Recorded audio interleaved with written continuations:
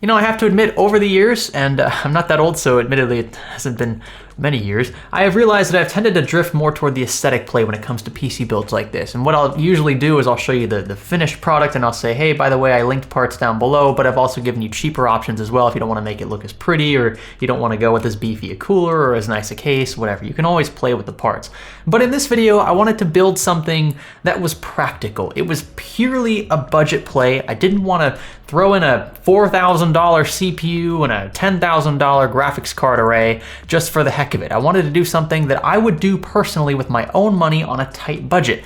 And the word tight is a relative term there, obviously. $800 to you might seem like not a lot of money, or maybe a ton of money. But I think $800 is a sweet spot, and that's how much it cost me, or would have cost me, to build this right here. So first, I'm gonna show you a build log. I hope you enjoy that segment of the video. It's just a PC tech porn spot, if you will. And then I'm gonna show you some in-game tests. We're gonna use MSI Afterburner, monitor CPU and GPU utilization, memory, system RAM, graphics card memory, all of that good jazz, so you can see how balanced this is, because that was the goal. Again, to build a balanced system for around $800. A lot of people ask me for, build recommendations in this price range. I think this is the best bang for the buck you can get. Arguably, you could probably cheap out in a few other cases, maybe get a better graphics card. You can get a weaker CPU and a better card, definitely, if you wanna kind of switch it up that way. But I think this is a very balanced system for the average consumer who maybe streams and games, and really that's about it. So let's start with the build process. I hope you enjoy.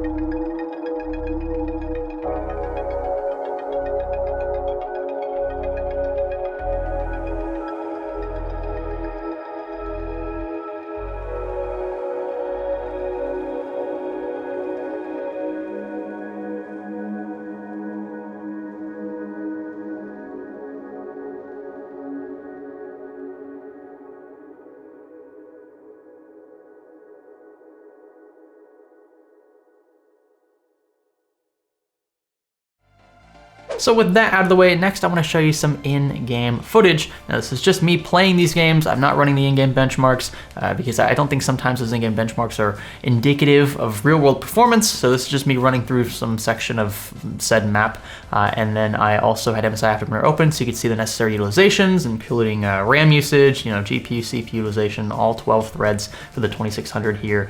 And then I recorded everything that you're going to see with NVIDIA Shadowplay. We can do that because we have the 1660 here, and it tends to be pretty low in terms of its overhead. So I think that was a good choice here. I do hope you enjoy. I'm not going to bother narrating this part because I think, again, the utilizations, which components being leveraged more in the certain game that we're testing is pretty self-explanatory. So yeah, you don't have to hear my voice anymore. Here we go.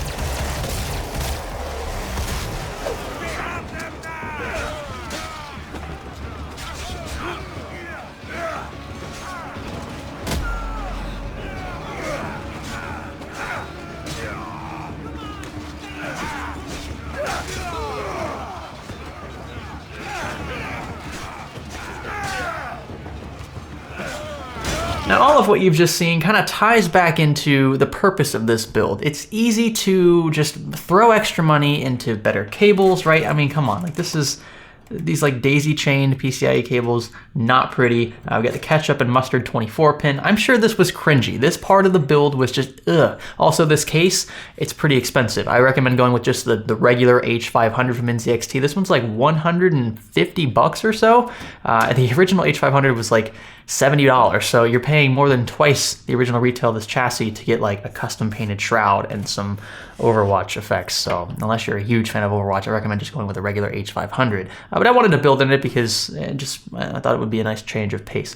So that aside, I think the cables were the biggest issue with the aesthetic play of this. Everything else I think looks fine. But again, I could spend 50 bucks on some cheap cables and it would look decent, but that's arguably 50 bucks I could have spent into a better graphics card, 1660 Ti, or maybe a GTX 1070 on the used market, or a 1080.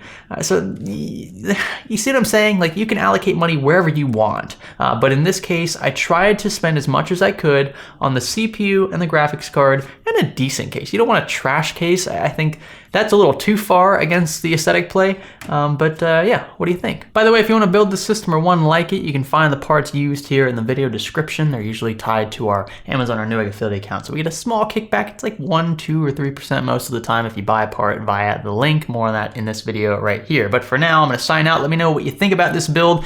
Just in terms of budget, I know aesthetically I could have done a lot better. Usually I do. Cable management was pretty good, but I mean, apart from that, like, what are you going to do with stuff like this? So yeah, be gentle with me in the comments with respect to aesthetics. But performance-wise, what would you have done differently? I'm open to all suggestions. I'm sure you could have done something better for a particular game, or if you're going for like a pure gaming rig, maybe you can cheap out on the CPU a bit more. But I'd say this is balanced, and that was what I was going for to begin with. Still, our graphics card was bottlenecking as most of the time, which surprised me even in 1080p. So really, I think the next thing I would do is upgrade this. Good thing is this B450 board, I mean, the whole AM4 platform in general is rather future-proof. So I think going with AMD in that sense is a logical choice, though Intel would usually give you a small margin in most games. I would pick AMD as the better all-around CPU because, again, extra threads. I think the platform is more stable long-term, and the price it's just right. So yeah, with that, if you guys like the video, thumbs up, you know what to do. Red subscribe button if you want to subscribe, become a member by clicking that join button, and we'll catch you in the next video. This is Science Studio. Thanks for watching, and thanks for building with us.